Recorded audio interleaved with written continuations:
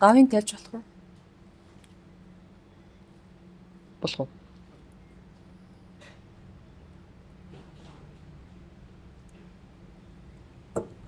Яагаад энд байж байгаагаа мэдчихэв үү?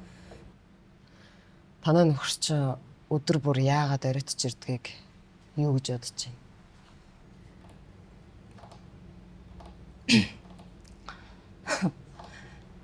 Энд миний хувийн асуудлыг ярих гэж дуудаагүй шүү. Тэгээ танд намайг байцаах хэрэг бас байхгүй шүү дээ. Мозе. Чи хардаа. Энд би чамд туслах гээд байж байгааг чи зөвөр ойлгох хэрэгтэй.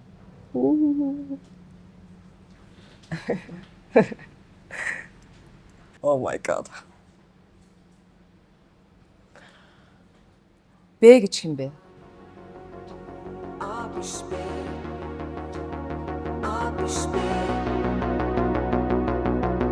Түүнийг сонгох ямар хэцүү юм